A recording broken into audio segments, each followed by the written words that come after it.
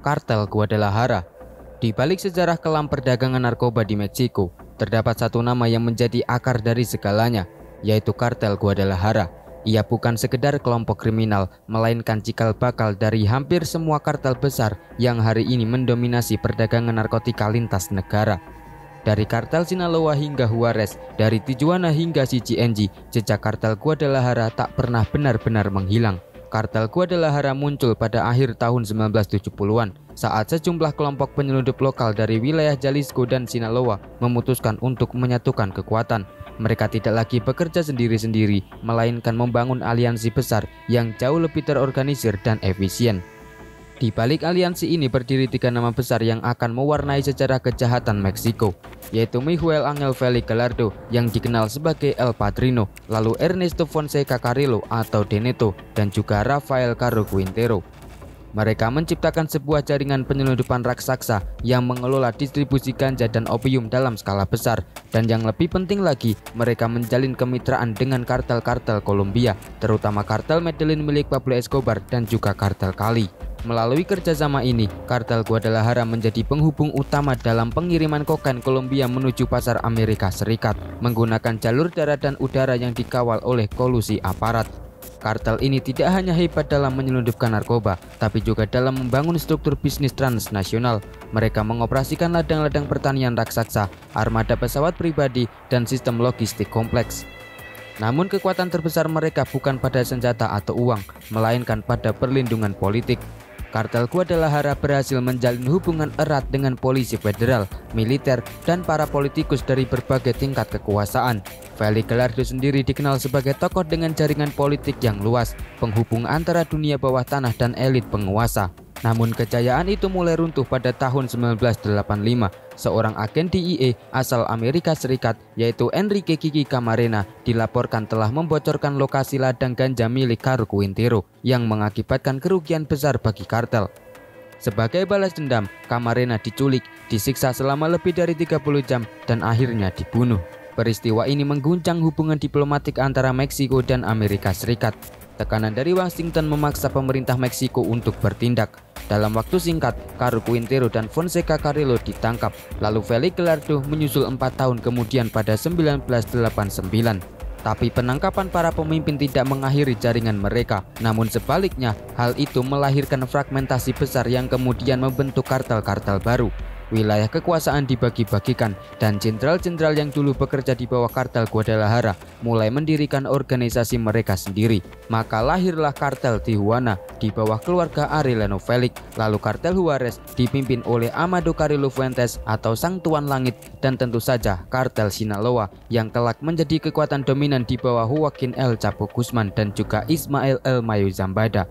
Dengan kata lain, keruntuhan kartel Guadalajara bukanlah akhir, melainkan permulaan era baru, era ketika kartel-kartel lebih terbagi, lebih kompetitif, dan lebih brutal dalam memperebutkan jalur serta kekuasaan. Meski secara resmi kartel Guadalajara telah tiada, warisannya tetap hidup.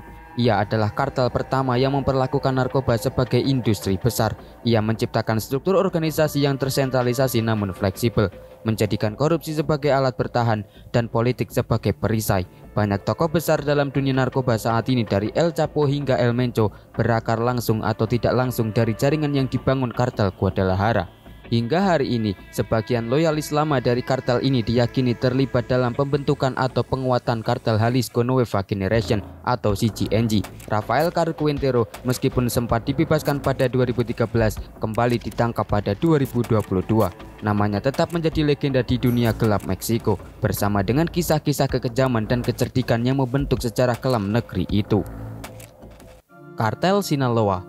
Kartel Sinaloa adalah salah satu organisasi kriminal paling kuat di dunia. Kelompok ini berasal dari negara bagian Sinaloa, Meksiko, daerah pegunungan yang dikenal sebagai pusat produksi narkoba sejak lama. Kartel ini mulai berkembang pesat sejak akhir 1980-an dan namanya mulai dikenal secara global pada awal tahun 2000-an. Kartel Sinaloa tidak berdiri begitu saja. Mereka awalnya merupakan bagian dari jaringan yang lebih besar, yaitu kartel Guadalajara yang dibentuk oleh Miguel Ángel Félix Gallardo. Setelah kartel Guadalajara hancur, kekuatan terpecah dan kelompok-kelompok baru terbentuk. Salah satunya adalah kartel Sinaloa. Pemimpin paling terkenal dari kartel ini adalah Joaquin El Chapo Guzman. Ia dikenal karena kemampuannya membangun jalur penyelundupan lintas negara, serta 2 kali berhasil melarikan diri dari penjara dengan cara yang spektakuler. El Chapo ditangkap kembali pada 2016 dan diekstradisi ke Amerika Serikat, di mana ia divonis penjara seumur hidup. Namun, meskipun El Chapo ditangkap, kekuatan kartel Sinaloa tidak runtuh. Justru sebaliknya, kartel ini tetap aktif dan bahkan semakin menguat karena memiliki struktur organisasi yang fleksibel dan terdesentralisasi.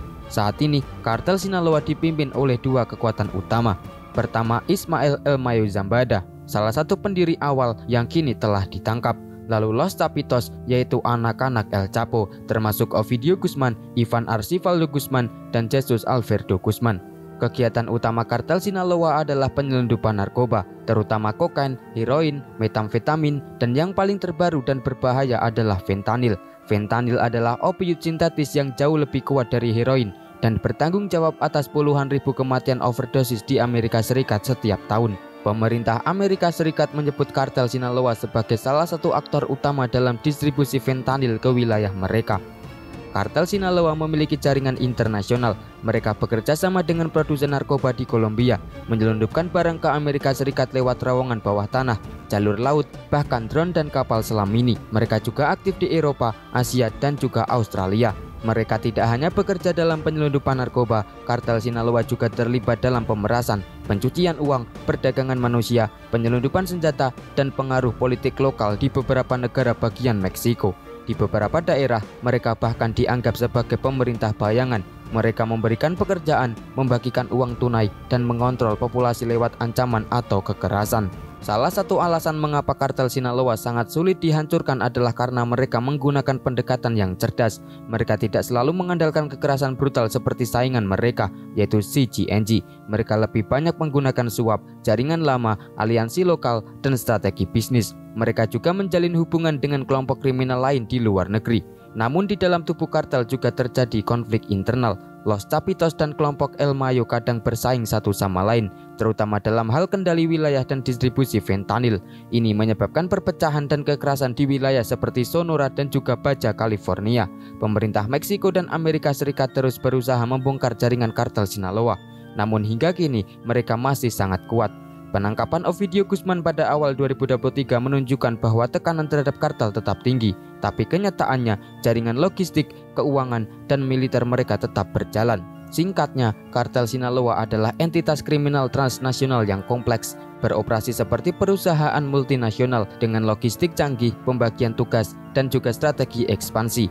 Mereka tidak hanya bertahan setelah kehilangan pemimpin mereka, tapi juga berevolusi. Dan hingga hari ini, mereka tetap menjadi kartel paling berpengaruh di Meksiko dan mungkin di dunia. Kartel Juarez. Di antara lanskap kekerasan dan perdagangan narkoba Meksiko, kartel Juarez berdiri sebagai salah satu kartel tertua dan paling legendaris dalam sejarah negeri itu. Didirikan pada akhir 1980-an, kelompok ini pernah menjadi kekuatan dominan dalam jalur penyelundupan narkotika dari Meksiko ke Amerika Serikat, terutama melalui Ciudad Juarez, salah satu titik perbatasan tersibuk dan paling strategis di benua Amerika.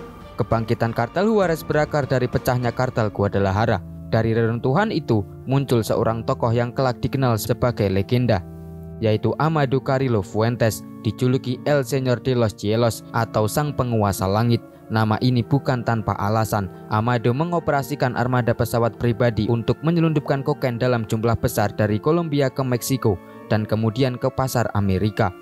Di bawah kepemimpinannya, kartel Juarez menjelma menjadi organisasi raksasa dengan kekayaan miliaran dolar dan jaringan internasional yang melintasi batas negara. Namun kejayaan itu tidak bertahan lama. Pada tahun 1997, Amado Carrillo tewas dalam sebuah operasi bedah plastik yang ia lakukan untuk mengubah identitasnya. Kematian ini memicu krisis kepemimpinan dan pertikaian internal yang akhirnya mengguncang fondasi kartel. Kepemimpinan kemudian jatuh ke tangan saudaranya, yaitu Vicente Carrillo Fuentes alias El Viceroy. Namun kekuatan tidak pernah menyamai karisma dan kendali sang pendahulu. Untuk mempertahankan wilayah strategis mereka, terutama di Ciudad Juarez, kartel Juarez membentuk sayap bersenjata yang dikenal dengan nama La Linea. Kelompok ini bukan hanya penjaga wilayah, tapi juga mesin kekerasan kartel, bertanggung jawab atas eksekusi, intimidasi, dan pengamanan rute penyelundupan. Memasuki awal 2000-an, kartel Juarez membentuk aliansi sementara dengan kelompok brutal Los Zetas. Tapi hal ini malah memicu eskalasi besar dan terjadilah perang terbuka dengan kartel Sinaloa. Pertempuran ini menjadi salah satu konflik paling berdarah dalam sejarah kejahatan terorganisir Meksiko. Di Ciudad Juarez, perang antara La Línea dan Gente Nueva, yaitu sayap tempur kartel Sinaloa, membuat kota itu dijuluki sebagai kota paling mematikan di dunia. Ratusan orang tewas setiap bulannya, warga sipil menjadi korban bentrokan, dan negara tampak tak berdaya menghadapi badai kekerasan yang terjadi di depan mata. Secara struktur, kartel Juarez dibangun atas 3 pilar utama, yaitu keluarga Carril Fuentes sebagai pemimpin, La Línea sebagai pasukan militer, dan jaringan distribusi lokal serta pencucian uang. La Línea dikenal memiliki kedekatan dengan aparat lokal, dari polisi hingga politikus di wilayah Chihuahua, memberikan mereka perlindungan yang sulit ditembus oleh hukum. Namun waktu terus berjalan dan kekuatan pun memudar. Menjelang pertengahan 2010-an, kartel Juarez mengalami kemunduran besar. Penangkapan Vicente Carril Fuentes pada 2014 dan kekalahan berulang dari kartel Sinaloa membuat mereka kehilangan wilayah penting dan jalur distribusi utama. Saat ini, pada tahun 2025, kartel Juarez tak lagi menjadi kekuatan nasional, namun mereka tetap aktif, khususnya di Chihuahua, terutama di kota Juarez dan juga Cuauhtémoc, serta sebagian wilayah di utara Durango dan Sonora. Aktivitas mereka kini lebih terbatas pada pengedaran lokal dan jalur lintas batas yang lebih kecil. Meskipun tidak dikenal sebrutal CGNG atau sekejam Los Zetas, reputasi kekerasan kartel Juarez tetap mengerikan. Mereka tercatat terlibat dalam pembantaian massal di pesta keluarga, pemerasan sistematis terhadap bisnis lokal, bahkan perekrutan anak-anak dan remaja sebagai eksekutor. Kekerasan mereka tidak selalu diumbar lewat video brutal, tapi dilakukan dengan cara yang sistematis, terselubung, dan tetap mematikan. Hari ini, kartel Juarez adalah bayangan dari kejayaan masa lalu. Mereka bukan lagi raksasa penguasa langit seperti era Amado Carrillo, tapi mereka juga belum punah. Selama Ciudad Juarez tetap menjadi pintu utama ke pasar narkoba Amerika Serikat, sisa-sisa kekuatan mereka akan terus bertahan. Mereka memang bukan lagi penguasa wilayah, tetapi tetap menjadi ancaman yang tak bisa diabaikan. Kartel Jalisco Nueva Generation atau CGNG. Kartel Jalisco Nueva Generation atau disingkat CGNG adalah salah satu kelompok kriminal paling berbahaya dan agresif di Meksiko saat ini. Kartel ini muncul sebagai kekuatan besar dalam waktu yang relatif singkat dan dikenal karena kekerasan ekstrim serta pendekatan militer yang terorganisir. CGNG berasal dari negara bagian Jalisco yang berada di bagian barat Meksiko. Kelompok ini terbentuk sekitar tahun 2010 sebagai pecahan dari kartel Milenio, yaitu kartel lama yang kehilangan kepemimpinannya setelah serangkaian penangkapan dan juga pembunuhan. Pemimpin CGNG adalah Nemesio Oseguera Carventes atau El Mencho. Ia adalah mantan polisi yang kemudian terlibat dalam dunia narkoba. Di bawah kepemimpinan El Mencho, CGNG tumbuh dari kelompok lokal menjadi organisasi kriminal transnasional dalam waktu kurang dari 1 dekade. Berbeda dengan kartel Sinaloa yang cenderung bersifat lebih diplomatis dan terstruktur seperti bisnis, CGNG memakai pendekatan kekuatan penuh. Mereka tidak ragu menyerang polisi, militer, atau bahkan warga sipil jika dianggap menghalangi kepentingan mereka.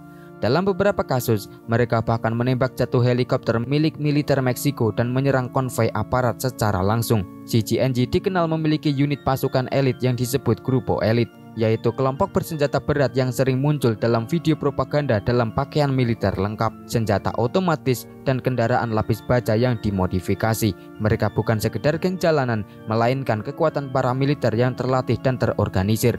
Wilayah operasi CGNG terus berkembang dari basis awal mereka di Jalisco ke lebih dari 25 negara bagian di Meksiko. Mereka memiliki kehadiran kuat di negara-negara bagian seperti Guanajuato, Michoacán, Veracruz, Colima, dan Nayarit. Namun, ekspansi mereka sering memicu bentrokan berdarah dengan kartel lain maupun pasukan keamanan negara. CGNG terlibat dalam produksi dan penyelundupan narkoba skala besar, termasuk metamfetamin, kokain, dan terutama fentanyl, obat sintetis yang sangat mematikan dan sangat menguntungkan secara ekonomi. Mereka memilih jalur distribusi ke Amerika Serikat, Kanada, Eropa, dan bahkan Asia. Seperti kartel besar lainnya, CGNG juga terlibat dalam kejahatan lain, pemerasan, perdagangan senjata, pencucian uang, penculikan, dan pembunuhan berbayar. mereka juga berusaha menguasai pasar ilegal bahan bakar dan memaksakan pajak perlindungan pada bisnis lokal di wilayah yang mereka kuasai. Salah satu taktik khas CGNG adalah teror terbuka. Mereka sengaja menyebar video eksekusi, ancaman terhadap pejabat, dan propaganda kekuatan bersenjata sebagai bentuk intimidasi. Tujuannya bukan hanya menakuti musuh, tapi juga untuk mengendalikan wilayah melalui rasa takut. Pemerintah Meksiko menyatakan CGNG sebagai ancaman prioritas nasional. Begitu juga dengan pemerintah Amerika Serikat yang menempatkan El Mencho dalam daftar buronan paling dicari dan menawarkan hadiah jutaan dolar bagi siapapun yang bisa memberi informasi soal keberadaannya. Namun, menangkap El Mencho bukanlah hal yang mudah. Ia dikenal sangat paranoid dan sering berpindah tempat, terlindungi oleh pasukan bersenjata loyal dan jaringan intelijen internal. Ia juga memiliki hubungan erat dengan jaringan kriminal di luar negeri, termasuk di Kolombia dan Asia Tenggara. Berbeda dengan kartel Sinaloa yang tetap stabil meskipun pemimpinnya ditangkap, CGNG sangat bergantung pada satu figur sentral, yaitu El Mencho. Jika dia tertangkap atau terbunuh, banyak pihak percaya bahwa kartel ini bisa terpecah. Saat ini, CGNG adalah musuh utama kartel Sinaloa dalam perebutan wilayah. Perang antara keduanya telah memicu kekacauan berskala besar, terutama di bagian tengah dan barat Meksiko. Bentrokan antara CGNG dengan kartel lokal seperti kartel Las Unidos dan Las Viagras di Michoacán sering berujung pada gelombang pengungsian warga sipil, pembantaian, dan penghancuran desa-desa. CGNG bukan hanya ancaman bagi Meksiko, tapi juga bagi keamanan regional dan global. Mereka menunjukkan bagaimana organisasi kriminal bisa berkembang menjadi kekuatan semi-militer yang mampu menantang negara secara langsung. Selama permintaan narkoba di negara-negara maju tetap tinggi, kekuatan kartel seperti CGNG akan terus tumbuh. Dan selama itu pula, konflik bersenjata tidak akan berakhir. Los Zetas pernah menjadi kartel paling brutal, paling ditakuti, dan paling tidak terduga dalam sejarah perang narkoba di Meksiko. Tapi hari ini, mereka nyaris punah. Kekuatan mereka yang dulu sangat besar, kini hanya tinggal sisa-sisa kecil yang tercerai-berai dan beroperasi secara lokal tanpa arah komando pusat. Los Zetas sendiri muncul pada akhir tahun 1990-an, bukan dari dunia kriminal biasa, tapi dari militer Meksiko sendiri. Kelompok ini dibentuk oleh anggota pasukan elit militer yang membela dan direkrut oleh kartel Teluk sebagai pasukan bersenjata pribadi. Para pendirinya adalah mantan anggota GAFE atau Grupo Aeromóvil de Fuerzas Especiales, yaitu unit pasukan khusus yang dilatih oleh Amerika Serikat dan Israel untuk operasi kontra narkoba. Mereka punya pelatihan militer, keahlian tempur, strategi medan perang, dan kemampuan intelijen. Mereka bukan kriminal jalanan, mereka adalah mantan prajurit profesional. Tujuan awal Los Zetas adalah menjadi sayap bersenjata dari kartel Teluk. Tapi seiring waktu, mereka mulai mengambil alih bisnis narkoba sendiri. Pada tahun 2010, Los Zetas resmi memisahkan diri dan menjadi kartel independen. Setelah itu, mereka tumbuh dengan sangat cepat. Mereka menguasai wilayah luas di timur laut Meksiko, termasuk negara bagian seperti Tamaulipas, Nuevo León, Veracruz, dan Coahuila. Mereka juga melakukan ekspansi ke wilayah selatan dan bahkan hingga ke Guatemala. Los Zetas dikenal bukan karena kehalusan, melainkan karena tingkat kekerasan ekstrim. Mereka membunuh tanpa pandang bulu, memutilasi mayat, membakar musuh hidup-hidup, dan mempublikasikan aksi mereka melalui media sosial dan papan pengumuman publik, semata-mata untuk menciptakan teror. Mereka juga tidak seperti kartel lain yang hanya fokus pada narkoba. Los Zetas mendiversifikasi kejahatan mereka, yaitu pemerasan, penculikan, pemungutan pajak ilegal, penyelundupan bahan bakar, perdagangan manusia, dan juga penyiksaan. Mereka menguasai kota-kota kecil, mengontrol polisi lokal, dan mengoperasikan organisasi mereka seperti milisi bersenjata. Namun, pertumbuhan mereka yang cepat disertai juga oleh kelemahan besar, yaitu perpecahan internal. Seiring banyaknya pendiri yang ditangkap atau dibunuh, kelompok ini kehilangan struktur kepemimpinan. Pemimpin seperti Heriberto Lascano atau El Lasca dan Miguel Trevino Morales atau Z40 akhirnya ditangkap atau dibunuh. Setiap kali pemimpin ditangkap, kelompok ini terpecah. Dari tahun 2013 ke atas, Los Zetas mulai kehilangan wilayah karena dua hal besar. Pertama, tekanan militer dari pemerintah dan konflik internal yang menghasilkan pecahan-pecahan kecil. Salah satu pecahan terbesar adalah Kartel del Noreste atau CDN yang merupakan warisan langsung dari sisa-sisa Zetas di wilayah utara. Namun CDN sekarang beroperasi sebagai entitas terpisah dan tidak lagi menggunakan nama Lozetas secara resmi. Hari ini, nama Lozetas tidak bersifat simbolik. Kelompok inti mereka sudah runtuh. Tidak ada lagi struktur pusat, tidak ada pemimpin tunggal, yang tersisa hanyalah sel-sel kecil lokal yang kadang masih menggunakan nama Zetas untuk menimbulkan rasa takut. Tapi kenyataannya, mereka hanya geng bersenjata yang tidak punya pengaruh nasional. Wilayah seperti Veracruz dan Tamaulipas yang dulu menjadi basis utama mereka, kini lebih dikendalikan oleh faksi-faksi lain seperti CGNG atau CDN. Bahkan banyak bekas anggota Zetas yang kini bergabung dengan kartel lain menjadi tentara bayaran atau pekerja mandiri dalam bisnis kejahatan lokal. Meskipun hampir punah, dampak Lozetas tetap terasa hingga hari ini. Mereka adalah kartel pertama yang menggunakan taktik militer secara sistematis, menjadikan teror sebagai alat utama kontrol sosial, menyebarkan kekerasan secara publik lewat media, dan mengembangkan kartel sebagai entitas bisnis multi kejahatan. Mereka juga memperkenalkan model franchise kriminal, di mana kelompok kecil bisa menggunakan nama besar Zetas untuk mengintimidasi atau memeras masyarakat tanpa perlu komando pusat. Dalam sejarah perang narkoba Meksiko, Lozetas adalah titik balik. Mereka mengubah kartel dari sekedar kelompok penyelundup menjadi pasukan bersenjata penuh yang melawan pemerintah secara langsung. Mereka bukan hanya kriminal, tapi aktor bersenjata yang menantang negara. Sekarang, mereka mungkin hanya bayangan dari masa lalu. Tapi pola operasi yang mereka ciptakan, model kekerasan terbuka, operasi multibisnis kriminal, dan pemanfaatan tentara bayaran telah ditiru dan diwarisi oleh banyak kartel saat ini. Lozetas memang sudah runtuh, tapi warisan kekerasannya masih hidup. Kartel del Noreste. Kartel del Noreste atau disingkat CDN adalah salah satu kelompok kriminal paling brutal dan tertutup di Meksiko. Mereka merupakan pecahan langsung dari Lozetas dan mewarisi banyak dari ciri khas kelompok tersebut, khususnya dalam hal kekerasan ekstrim dan juga struktur paramiliter. CDN berbasis di negara bagian Tamaulipas, wilayah yang berbatasan langsung dengan Amerika Serikat melalui kota Nuevo Laredo.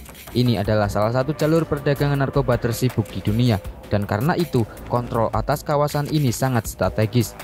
CDN lahir dari konflik internal di dalam Lozetas setelah pemimpin mereka ditangkap atau terbunuh satu persatu. Setelah kejatuhan Miguel Trevino Morales alias Z40, salah satu tokoh utama Lozetas, muncul faksi baru yang dipimpin oleh kerabat dan loyalisnya. Dari sinilah CDN terbentuk sekitar tahun 2014-2015 sebagai penerus Lozetas wilayah utara. CDN tidak beroperasi seperti kartel tradisional lainnya. Mereka tidak banyak dikenal oleh publik, tidak mengejar popularitas atau membangun citra. Mereka juga tidak terlalu peduli terhadap urusan diplomasi antar kartel. Mereka mengandalkan teror, intimidasi, dan kekuatan senjata untuk mempertahankan wilayah mereka. Mereka aktif terutama di Nuevo Laredo dan sebagian wilayah di Coahuila, Nueva León, serta beberapa kota kecil di utara Meksiko. Kota-kota ini sangat penting karena menjadi titik lintas utama antara Meksiko dan Texas, yaitu salah satu pasar narkoba terbesar di dunia. CDN sangatlah tertutup.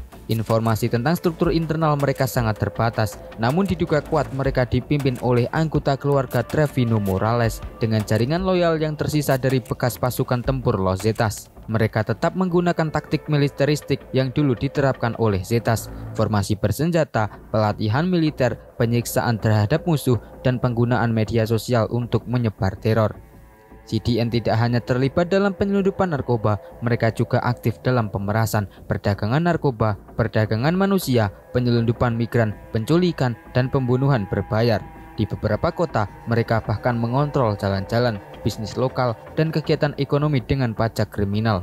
Konflik antara CDN dan kartel Teluk adalah salah satu perang terpanjang di Meksiko. Keduanya dulunya adalah sekutu, bahkan bagian dari organisasi yang sama. Tapi setelah Lozetas pecah dari kartel Teluk pada awal 2010-an, perang saudara pun dimulai. Sampai hari ini, perebutan wilayah antara CDN dan sisa-sisa kartel Teluk masih berlangsung dan menyebabkan ribuan korban jiwa serta gelombang pengungsi internal. CDN juga terkenal karena rekrutmen remaja dan anak-anak muda lokal untuk dijadikan tentara kartel. Mereka diberi pelatihan senjata, tugas patroli, dan kadang juga dikirim ke garis depan sebagai tameng hidup. Mereka merekrut secara agresif di komunitas miskin, menawarkan uang tunai dan status sebagai halcon atau pengintai. Yang membuat CDN sangat berbahaya adalah pendekatan mereka yang brutal dan tidak kompromistis. Mereka tidak mencari pengaruh politik atau dukungan masyarakat. Mereka hanya peduli pada kontrol total atas wilayah. dan siap membunuh siapa saja yang dianggap mengganggu, termasuk warga sipil biasa. Meskipun tidak sebesar kartel Sinaloa atau CGNG, CDN tetap menjadi ancaman serius karena posisi geografis mereka yang strategis dan metode operasi mereka yang sangat agresif. Mereka bukan kartel yang bermain politik narkoba seperti kelompok lain. Mereka beroperasi sebagai mesin kekerasan yang kejam dan terstruktur. Selama mereka masih menguasai jalur lintas perbatasan di Tamaulipas, CDN akan tetap relevan dan berbahaya. Dan selama tidak ada stabilitas serta supremasi hukum di wilayah utara Meksiko, kelompok ini akan terus menjadi ancaman, tidak hanya bagi Meksiko, tapi juga bagi keamanan perbatasan Amerika Serikat. Kartel Santa Rosa de Lima. Kartel Santa Rosa de Lima adalah kelompok kriminal yang berbasis di negara bagian Guanajuato, Meksiko. Dibanding kartel-kartel besar seperti Sinaloa atau CGNG, kelompok ini relatif kecil. Tapi dalam waktu singkat, mereka menjadi salah satu aktor utama dalam perang berdarah di Meksiko Tengah. Kartel ini sendiri dinamai dari desa kecil bernama Santa Rosa de Lima di kota Villagrán, Guanajuato, yang menjadi markas utama mereka. Kelompok ini mulai dikenal publik sekitar tahun 2017 saat konflik mereka dengan kartel Jalisco Nueva Generation atau CGNG meledak menjadi perang terbuka. Berbeda dengan kartel lain yang fokus pada perdagangan narkoba lintas negara, kartel Santa Rosa de Lima awalnya bergerak di bidang pencurian bahan bakar atau yang dalam istilah lokal disebut huachicoleo. Mereka mencuri bensin dan solar dari pipa perusahaan minyak negara yaitu Pemex lalu menjualnya secara ilegal dengan harga yang lebih murah. Kegiatan ini sangat menguntungkan, terutama karena Guanajuato merupakan jalur utama distribusi bahan bakar nasional. Dalam beberapa tahun, kelompok ini menghasilkan jutaan dolar dari pencurian dan distribusi bahan bakar ilegal. Pemimpin utama kartel Santa Rosa de Lima adalah Jose Antonio Yepes Ortiz alias El Maro. Ia adalah sosok yang sangat vokal, sering mengirim pesan terbuka ke pemerintah maupun kartel pesaing. Di bawah kepemimpinannya, kelompok ini tidak hanya beroperasi di sektor bahan bakar, tapi juga mulai merambah ke pemerasan, penculikan, dan penyelundupan narkoba dalam skala kecil hingga menengah. Konflik paling berdarah terjadi saat CGNG mencoba mengambil alih wilayah Guanajuato. CGNG melihat bahwa kartel Santa Rosa de Lima adalah hambatan dalam ekspansi mereka ke wilayah tengah Meksiko. Sejak 2018, kedua kelompok ini terlibat dalam perang brutal, menyebabkan lonjakan tajam angka pembunuhan di Guanajuato, menjadikannya salah satu negara bagian paling mematikan di Meksiko. Gaya operasi kartel Santa Rosa de Lima sangat berbeda dari kartel besar. Mereka lebih bersifat lokal, oportunistik, dan defensif. Mereka mengandalkan kontrol terhadap komunitas desa dan jaringan loyalis setempat.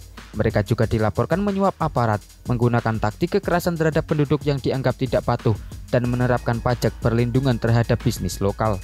Namun, kekuatan utama mereka sebenarnya bukan berasal dari kemampuan militer, tetapi dari korupsi dan jaringan lokal. Mereka dikenal punya dukungan di beberapa pemerintahan lokal, termasuk politisi dan tokoh politik setempat.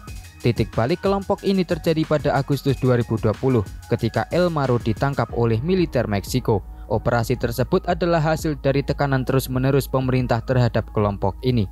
Penangkapan El Maro ini mengakibatkan penurunan drastis kekuatan organisasi, meskipun sisa-sisa kelompoknya masih aktif. Sejak saat itu, kartel Santa Rosa de Lima kehilangan banyak wilayah, banyak anggotanya dibunuh atau ditangkap, beberapa bahkan dikabarkan membelot ke CGNG. Dalam banyak hal, organisasi ini sekarang tidak lagi sekuat dulu, tapi mereka masih aktif dalam skala lebih kecil dan tetap berbahaya di beberapa bagian Guanajuato dan sekitarnya. Los Chapitos, faksi kartel Sinaloa. Los Chapitos adalah faksi dalam kartel Sinaloa yang dipimpin oleh anak-anak dari Joaquin El Chapo Guzman, yaitu mantan bos kartel paling terkenal dalam sejarah Meksiko. Setelah penangkapan dan ekstradisi El Chapo ke Amerika Serikat pada tahun 2017, struktur internal kartel Sinaloa mulai mengalami pergeseran. Kepemimpinan yang dulu terpusat kini terpecah menjadi beberapa faksi utama. Salah satu yang paling menonjol adalah kelompok yang disebut Los Chapitos, atau secara harfiah berarti anak-anak El Chapo. Tokoh-tokoh utama Los Chapitos adalah Ivan Archibaldo Guzman Salazar, lalu Jesus Alfredo Guzman Salazar, kemudian Ovidio Guzman Lopez, dan Joaquin Guzman Lopez. Mereka adalah anak-anak El Chapo dari dua istri yang berbeda. Yang paling sering disebut dalam konflik kekuasaan dan operasi besar adalah Ivan dan Ovidio. Keduanya dikenal keras, tidak kompromi, dan berambisi menjaga warisan ayah mereka. Faksi Los Chapitos beroperasi secara independen, tapi tetap di bawah bendera besar kartel Sinaloa. Mereka mengendalikan wilayah-wilayah penting di negara bagian Sinaloa, Sonora, Durango, dan sebagian Baja California. Selain itu, mereka terlibat aktif dalam jaringan distribusi narkoba internasional, terutama ke Amerika Serikat dan Kanada.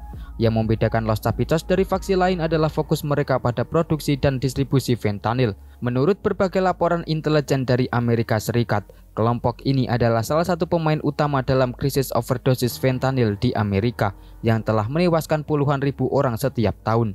Produksi fentanyl sangat menguntungkan karena biaya produksi rendah, volumenya yang kecil, dan efeknya sangat kuat. Los Chapitos mengendalikan jaringan laboratorium di Meksiko yang memproses prekursor kimia dari Asia menjadi fentanyl siap edar. Narkoba ini kemudian diselundupkan ke Amerika Serikat, terutama melalui perbatasan di California dan Arizona. Meski memiliki jaringan narkoba yang kuat, Los Chapitos juga dikenal karena sifat mereka yang ekstrim dan impulsif. Berbeda dari pemimpin lama seperti Ismael El Mayo Zambada yang dikenal berhati-hati, Los Chapitos sering menggunakan kekerasan terbuka, propaganda sosial media, dan aksi balas dendam brutal terhadap musuh atau aparat. Contoh paling mencolok terjadi pada 17 Oktober 2019 saat militer Meksiko menangkap Ovidio Guzman di kota Culiacan. Penangkapan ini pun memicu perang kota. Pasukan Los Chapitos dengan cepat mengepung kota, membakar kendaraan, menyandra militer, dan menembaki fasilitas negara.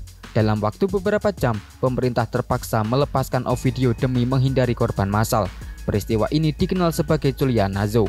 Aksi tersebut menunjukkan bahwa Los Chapitos bukan hanya faksi internal, tapi merupakan kekuatan penuh bersenjata dengan sumber daya yang setara dengan militer lokal. Mereka memiliki ribuan loyalis, senjata kelas militer, kendaraan lapis baja, dan jaringan logistik yang luas. Pada Januari 2023, Ovidio kembali ditangkap dalam operasi militer besar-besaran. Tapi seperti sebelumnya, penangkapan ini memicu kekacauan dan serangan balasan di berbagai wilayah Sinaloa. Meskipun akhirnya ditahan, Los Chapitos tetap beroperasi penuh di bawah pimpinan Ivan dan Jesus Alfredo. Pemerintah Amerika Serikat kini memprioritaskan penangkapan dan pembongkaran jaringan Los Chapitos. Mereka termasuk dalam daftar buronan utama DEA dan dikenai sanksi serta dakwaan atas penyelundupan fentanyl, perdagangan manusia, pencucian uang, dan juga pembunuhan. Amerika bahkan menawarkan hadiah hingga 10 juta dolar USD untuk informasi yang mengarah pada penangkapan para pemimpinnya.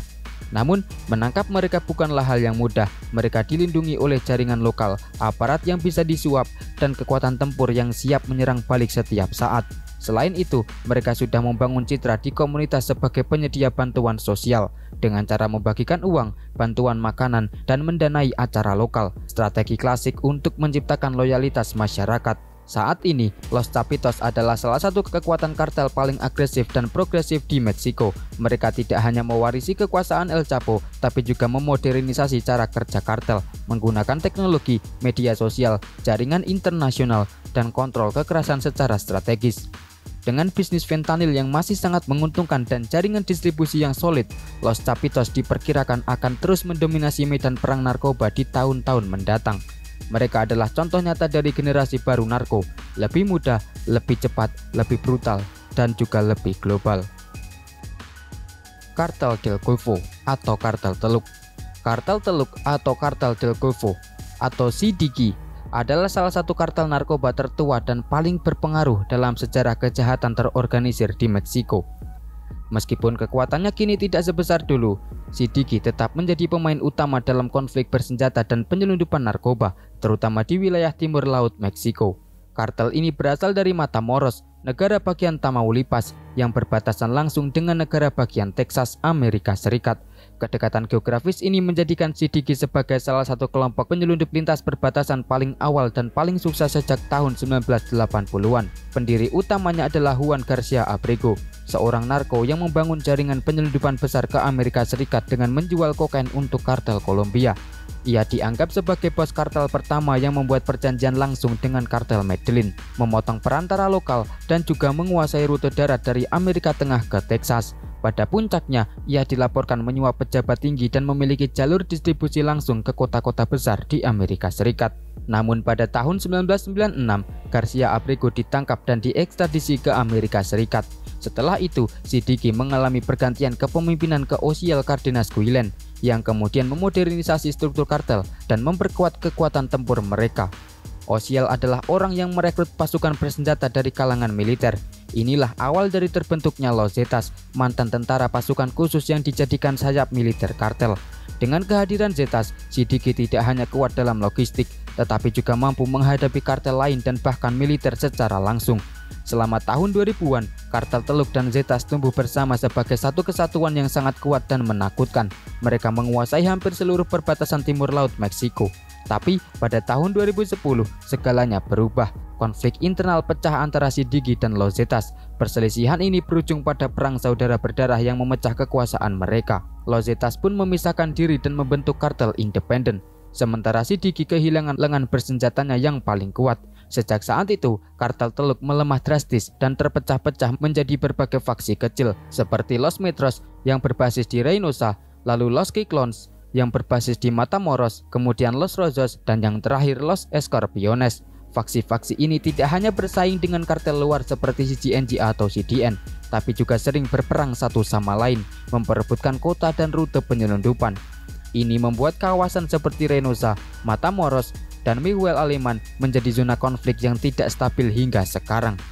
Meskipun Siddiqui telah kehilangan struktur pusat, mereka tetap berbahaya. Mereka mengontrol wilayah strategis di sepanjang perbatasan Meksiko, Texas, termasuk titik-titik penting seperti Brownsville, Matamoros, McAllen, Reynosa, dan Laredo Nueva Laredo. Rute-rute ini digunakan untuk menyelundupkan kokain, heroin, metamfetamin, dan fentanyl ke Amerika Serikat. Selain narkoba, faksi-faksi Siddiqui juga terlibat dalam pemerasan, penyelundupan migran, perdagangan manusia, penculikan, dan penyuapan terhadap polisi lokal. Banyak kota di perbatasan dikendalikan secara de facto oleh kartel, dengan pemerintahan lokal yang tak mampu atau tak mau menindak mereka. Faksi-faksi dalam Siddiqui juga terkenal menggunakan kekerasan sebagai alat kontrol. Penembakan terbuka, pembunuhan massal, dan pembalasan brutal terhadap warga sipil atau rival masih terjadi, terutama di zona konflik antara Los Metros dan juga Ciclones. Pemerintah Meksiko telah menangkap banyak tokoh penting Siddiqui, termasuk Ociel Cardenas Guillen pada tahun 2003, dan juga beberapa kerabatnya yang meneruskan bisnisnya. Tapi jaringan mereka tetap hidup karena dua hal. Pertama, karena kekuatan lokal berbasis keluarga dan juga loyalitas faksi, lalu kepemilikan rute-rute perbatasan darat yang sangat menguntungkan. Namun, Siddiqui saat ini tidak lagi punya pemimpin tunggal atau pusat kendali nasional. Mereka kini lebih mirip jaringan kriminal terdesentralisasi yang saling bersaing, terkadang bekerja sama, dan bergantung pada kontrol lokal. Secara strategis, kartel Teluk adalah simbol dari fase lama perang narkoba Meksiko, ketika kartel masih beroperasi secara terpusat dan sangat bergantung pada koneksi lintas perbatasan ke Amerika Serikat. Tapi mereka juga menjadi contoh bagaimana sebuah kartel bisa hancur dari dalam akibat konflik internal dan pemecahan struktur komando. Organisasi Beltran Leyva. Organisasi Beltran Leyva atau PLO adalah salah satu kartel yang memiliki dampak besar terhadap evolusi kekerasan dan perpecahan antar kartel di Meksiko. Kelompok ini lahir sebagai cabang dari kartel Sinaloa, namun pecah dengan cara brutal dan memicu salah satu perang kartel paling berdarah dalam sejarah Meksiko modern. Asal mula PLO tidak bisa dilepaskan dari nama besar keluarga Beltran Leyva yang terdiri dari 4 bersaudara, Arturo, Alfredo, Carlos, dan Hector Beltran Leyva. Mereka adalah tangan kanan Joaquin El Chapo Guzman, pemimpin utama kartel Sinaloa. Pada awal 2000-an, PLO menjadi elemen penting dari jaringan logistik Sinaloa. Mereka mengurus penyelundupan narkoba dari Kolombia ke Meksiko, distribusi ke Amerika Serikat, dan juga korupsi pejabat tingkat tinggi di militer dan pemerintahan. Dengan kata lain, mereka adalah bagian dari struktur elit dalam jaringan kartel terbesar di Meksiko. Namun, semuanya berubah pada tahun 2008 ketika Alfredo Beltran Leyva ditangkap oleh militer Meksiko. Keluarga Beltran Leyva menuduh El Chapo Guzman telah mengkhianati mereka dengan memberikan lokasi Alfredo kepada pihak berwenang. Ketegangan yang sudah lama terpendam langsung pecah. Sejak itu, PLO resmi memisahkan diri dari kartel Sinaloa dan memulai perang terbuka melawan mantan sekutunya. Mereka membentuk aliansi dengan musuh-musuh El Chapo seperti Zetas dan kartel Juarez untuk membalas dendam dan merebut wilayah. PLO dikenal sangat kejam dalam taktiknya. Mereka melakukan penculikan, pemenggalan, penyiksaan, dan pembunuhan terhadap siapapun yang diduga terlibat dengan Sinaloa. Mereka juga melancarkan serangan langsung ke polisi federal dan militer. Namun, kekuatan mereka mencapai puncaknya hanya dalam dalam waktu singkat. Pada tahun 2009, pemimpin utama PLO yaitu Arturo Beltran Leiva yang dijuluki El Jefe de Jefes tewas dalam baku tembak besar dengan militer Meksiko di Cuernavaca. Kematian Arturo memicu perpecahan di tubuh PLO sendiri. Setelah kematian Arturo, kepemimpinan sempat berpindah ke saudaranya yaitu Hector Beltran Leiva yang mencoba menyatukan kembali kekuatan, tapi dia pun ditangkap pada tahun 2014. Tanpa sosok pemimpin karismatik dan kuat, PLO mulai pecah dan menjadi fraksi-fraksi kecil. Beberapa faksi terkenal yang muncul setelah perpecahan PLO antara lain Los Mazalecos, lalu Los Rojos, Los Ardilos, Guerreros Unidos, dan Cartel del Sur. Fraksi-fraksi ini beroperasi di wilayah seperti Morelos, Guerrero, Estado de Mexico, dan sebagian kecil di Sinaloa dan Sonora. Mereka lebih mirip geng bersenjata lokal yang beroperasi secara independen, namun masih mengklaim warisan dari Beltran Leiva Organization. Banyak dari fraksi tersebut terlibat dalam aksi kekerasan besar, termasuk pembunuhan 43 mahasiswa Ayotzinapa pada tahun 2014 yang diduga kuat dilakukan oleh Guerreros Unidos, salah satu pecahan Beltran Leiva Organization. Secara organisasi, PLO tidak lagi eksis sebagai kartel nasional yang terkoordinasi, namun struktur dan jaringan logistik yang dulu dibangun oleh Beltran Leiva masih digunakan oleh kelompok-kelompok kecil hingga saat ini. Mereka dikenal sebagai spesialis dalam menyuap pejabat tinggi, menyusup ke dalam militer, dan menguasai bagian penting dari sistem peradilan. Dan singkatnya, Beltran Leiva Organization adalah contoh nyata bahwa konflik internal dalam kartel bisa jauh lebih menghancurkan daripada intervensi militer sekalipun. Dari kartel elit nasional, Beltran Leiva Organization berubah menjadi sumber fragmentasi dan kekacauan di banyak wilayah. La Familia Michoacana. La Familia Michoacana adalah salah satu kartel narkoba paling unik dalam sejarah kejahatan terorganisir di Meksiko.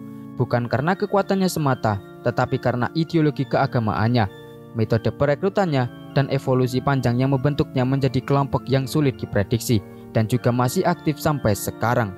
Kelompok ini berasal dari negara bagian Michoacán, wilayah di Meksiko bagian barat yang kaya hasil bumi dan punya pelabuhan strategis bernama Lázaro Cárdenas. Dari sinilah narkoba dari Kolombia dan prekursor kimia dari Asia masuk, membuat Michoacán sangat penting dalam jalur perdagangan internasional narkotika.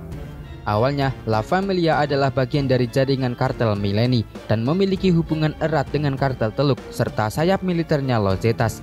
Namun pada awal 2000-an, mereka memisahkan diri dan membentuk organisasi sendiri, La Familia Michoacana, dengan pemimpin karismatik bernama Nazario Moreno González yang dijuluki El Chayo atau Sang Nabi.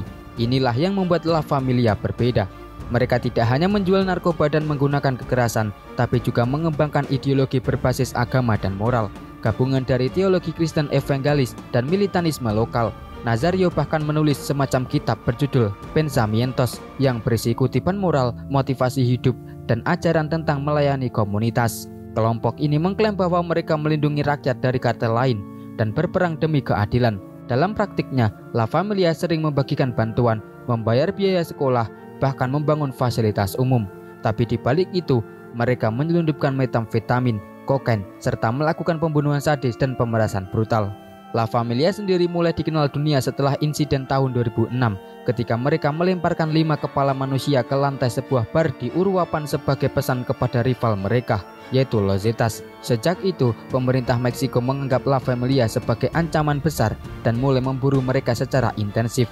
Pada tahun 2010, pemerintah mengumumkan bahwa pemimpin mereka, Nazario Moreno, tewas dalam sebuah baku tembak. Tapi ini menjadi kontroversial karena mayatnya tidak pernah ditemukan, dan kemudian terungkap bahwa dia masih hidup hingga benar-benar tewas dalam operasi militer 4 tahun kemudian pada 2014. Setelah kabar kematian pertamanya pada 2010, La Familia mulai melemah dan muncul kelompok baru dari dalam tubuhnya, Caballeros Templarios atau Knight Templar yang dipimpin oleh Servando Gomez Martinez alias La Tuta, mantan guru yang menjadi gembong narkoba. Knight Templar mengambil alih struktur lama La Familia, tapi ia membawa narasi yang lebih ekstrim, simbol-simbol kesatria abad pertengahan, dan kontrol yang lebih brutal atas masyarakat. La Familia resmi dinyatakan punah oleh pemerintah.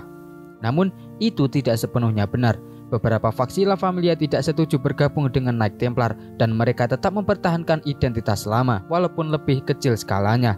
Dalam beberapa tahun terakhir, faksi-faksi La Familia mulai bangkit kembali, terutama di wilayah perbatasan Michoacán, Estado de Mexico, dan juga Guerrero. Wilayah operasional mereka sekarang meluas ke negara bagian seperti Morelos, Hidalgo, dan Toluca, menjadikan mereka salah satu dari sedikit kelompok yang memiliki kehadiran tetap di kawasan tengah Meksiko. Dan kesimpulannya, La Familia Michoacana adalah mutasi kartel klasik menjadi gerakan semi-religius yang beradaptasi dengan cepat. Mereka bukan hanya mafia narkoba, tapi juga kekuatan lokal yang mencampur kejahatan, agama, dan juga politik. Meskipun tidak sekuat CGNG atau Sinaloa, mereka punya satu hal yang tidak dimiliki kartel besar, yaitu akar yang dalam di komunitas lokal. Dan selama mereka punya itu, La Familia Michoacana akan tetap hidup, meski namanya berkali-kali dinyatakan mati. Los Caballeros Templarios. Los Caballeros Templarios atau Knight Templar Cartel adalah salah satu manifestasi paling aneh dan berbahaya dari dunia kartel narkoba Meksiko. Lahir dari pecahan La Familia Michoacana, kelompok ini muncul bukan hanya sebagai organisasi kriminal biasa, tetapi sebagai entitas setengah sekte, setengah milisi bersenjata yang membungkus kekerasan mereka dalam jubah simbiolisme dan juga moralitas palsu. Resmi berdiri pada tahun 2011, Caballeros Templarios didirikan oleh kekosongan kekuasaan di tubuh La Familia pasca kematian pemimpinnya Nazario Moreno Gonzalez yang ternyata tidak benar-benar mati. Dari celah inilah muncul tokoh-tokoh baru seperti Servando Gomez Martinez alias Latuta, seorang mantan guru sekolah yang menjadi arsitek propaganda kelompok, bersama Enrique Placarte Solis atau Kike dan Dionisio Loya Plancarte atau El Tio. Mereka membangun sebuah organisasi kriminal yang menyamarkan operasi berdarah mereka di balik lambang suci dan janji-janji palsu. Apa yang membuat Caballeros Templarios unik dan mengerikan adalah ideologi yang mereka ciptakan sendiri. Mereka mengklaim sebagai pelindung rakyat, pejuang moral, bahkan kesatria modern yang bertugas melindungi keadilan. Mereka mengenakan jubah, mencetak buku aturan moral, menggelar pelatihan spiritual bagi anggota, dan menyebarkan doktrin yang terdengar religius, namun dimanfaatkan untuk mengendalikan dan menakuti. Di permukaan, mereka tampak seperti kelompok yang beretika, tapi di balik semua itu, mereka menjalankan bisnis kotor yang sangat terorganisir. Mereka memproduksi dan menyelundupkan narkoba, khususnya metamfetamin dan heroin dalam skala yang besar. Pemerasan brutal terhadap petani, pengusaha, dan sopir truk di Michoacán dan sekitarnya. Lalu penguasaan atas pelabuhan Lázaro Cárdenas, yaitu pintu penting untuk peredaran narkoba dan mineral ilegal. Kemudian penambangan besi ilegal yang diekspor ke Tiongkok sebagai sumber pendanaan tambahan. Dan penyusupan ke institusi pemerintahan lokal dan kepolisian, menjadikan hukum sebagai alat kontrol bukan penghalang. Pada puncaknya, antara tahun 2011 hingga 2014, Knight Templar mendominasi hampir seluruh negara bagian Michoacán, meluas ke Guanajuato dan Guerrero. Mereka mendirikan basis pelatihan paramiliter, menyimpan persenjataan, dan memiliki sistem keuangan sendiri. Namun kekuatan militer mereka juga diimbangi dengan kekejaman luar biasa. Caballeros Templarios dikenal membakar musuh hidup-hidup, menggantung mayat di jembatan sebagai pesan peringatan, dan menyebarkan video pembunuhan ke publik. Tapi mereka tak hanya brutal, mereka juga ahli propaganda. Latuta, sang pemimpin karismatik, muncul dalam video seperti guru bijak, berdasi, berbicara soal keadilan, sambil secara terbuka mengakui keterlibatannya dalam kartel narkoba. Dan pada akhirnya, antara 2013 hingga 2015, Knight Templar ini mulai runtuh. Pemerintah Meksiko melancarkan operasi militer besar-besaran. Tapi bukan hanya negara yang melawan, muncul pula kelompok autodefensas, yaitu warga sipil bersenjata yang muak terhadap kartel dan mulai mengambil alih kota demi kota. Dalam periode singkat, Nazario Moreno benar-benar tewas pada tahun 2014, lalu Enrique Placarte tewas tak lama setelahnya. Kemudian Latuta, sang ideolog utama, ditangkap pada 2015 dalam operasi besar di Morelia. Setelah para pemimpinnya tumbang, Knight Templar tak lagi eksis sebagai satu kekuatan besar, tapi seperti banyak kartel lain, mereka tidak benar-benar hilang, mereka terfragmentasi. Dan pada akhirnya, Los Caballeros Templarios adalah eksperimen berbahaya, sebuah organisasi yang mencoba menyatukan kekerasan dengan moral palsu, kekuasaan militer dengan simbol suci. Mereka ingin disebut sebagai pelindung, tapi bertindak seperti penjagal. Kini mereka hanyalah sisa-sisa sejarah berdarah, namun trauma dan taktik mereka masih membentuk wajah kekerasan di Meksiko hingga hari ini. Carteles Unidos. Carteles Unidos bukan satu kartel, tapi aliansi dari berbagai kelompok bersenjata lokal di Meksiko. Mereka bukan kekuatan nasional seperti Sinaloa atau CGNG, tapi mereka punya peran penting, yaitu menghalangi ekspansi CGNG di Michoacán. Aliansi ini terbentuk secara bertahap. dimulai sekitar tahun 2013 hingga 2014. Ketika kekuasaan kartel Knight Templar melemah, CGNG pun mulai masuk dengan kekuatan penuh, memanfaatkan kekosongan kekuasaan di Tierra Caliente. Kelompok-kelompok lokal merasa terancam, mereka pun mulai bergabung dan akhirnya lahirlah Carteles Unidos.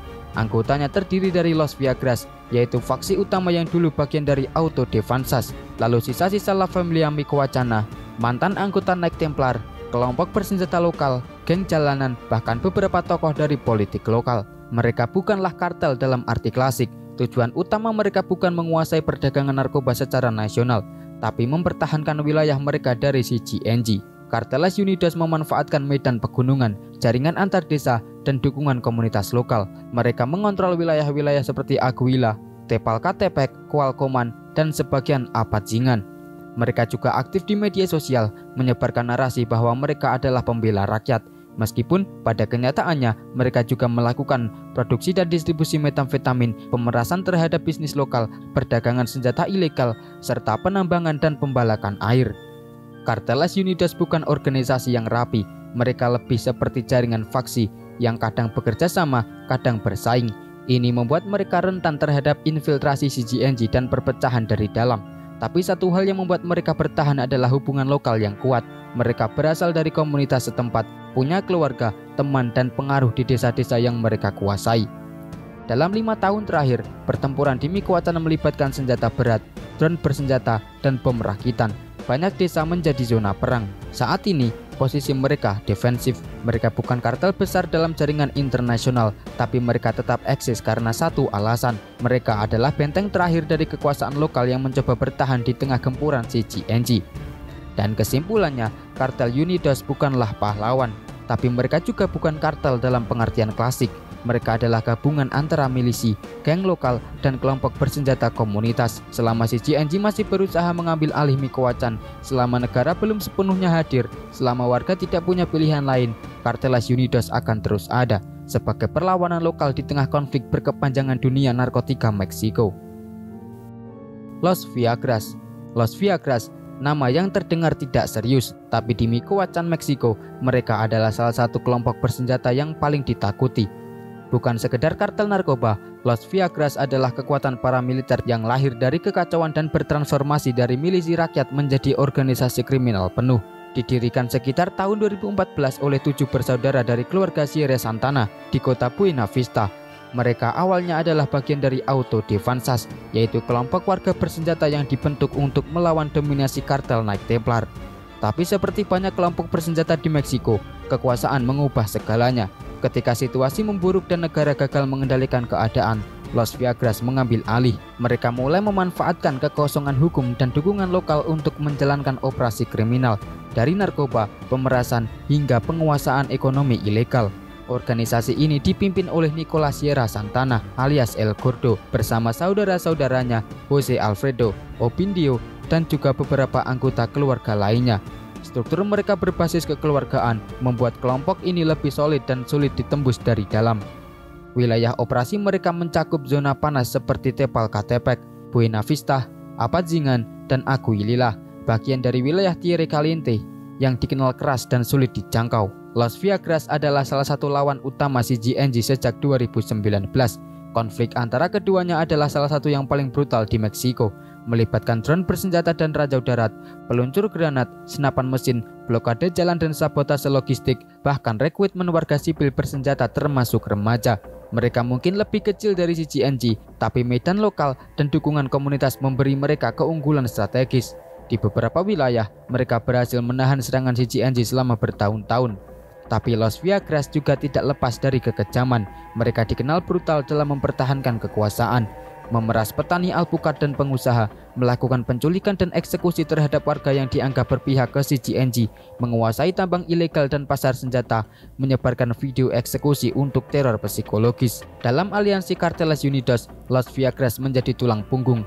Mereka bekerja sama dengan kelompok lain seperti sisa-sisa La Familia Micoacana dan mantan anggota Knight Templar. Tapi aliansi ini tidak selalu stabil, konflik internal dan perebutan wilayah tetap terjadi.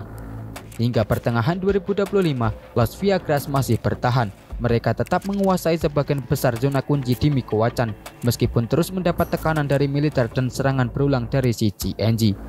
Mereka mengendalikan distribusi lokal metamfetamin, punya jaringan korupsi dengan aparat lokal, dan masih aktif di ekonomi ilegal seperti pemerasan dan pertambangan liar. Kesimpulannya, Los Viagras adalah gambaran nyata tentang bagaimana kekosongan negara bisa menciptakan kekuatan bersenjata yang tumbuh dari bawah. Dulu mereka milisi rakyat, tapi kini mereka adalah kartel dengan senjata, kekuasaan, dan pengaruh sosial yang nyata. Mereka mungkin tidak sebesar Sinaloa atau CGNG, tapi di Michoacán, mereka adalah kekuatan dominan yang tidak bisa diabaikan. Gente Nueva.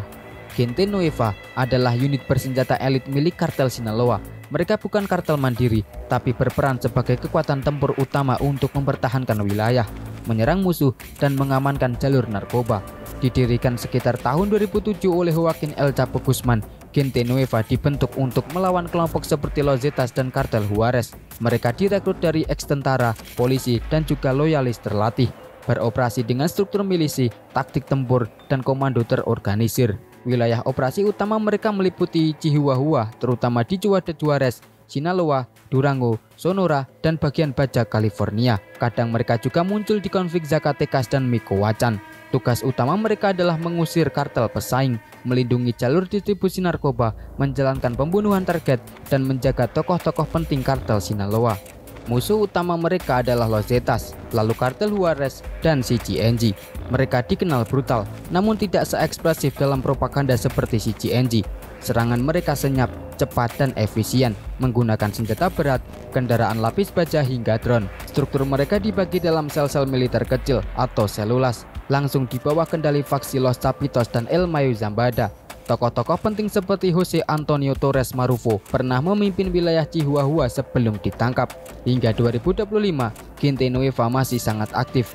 Mereka mendukung Los Chapitos dalam konflik bersenjata, menguasai jalur pengiriman narkoba dari Meksiko Utara ke Amerika Serikat, dan tetap menjadi ancaman utama di wilayah perbatasan seperti Sonora dan Chihuahua. Kesimpulannya, Gente Nueva bukan wajah publik kartel Sinaloa, tapi mereka adalah tangan kekerasannya. Dari perang melawan Juarez hingga konflik modern dengan CGNG, Gente Nueva tetap menjadi salah satu pasukan tempur paling efektif dan berbahaya dalam perang kartel di Meksiko.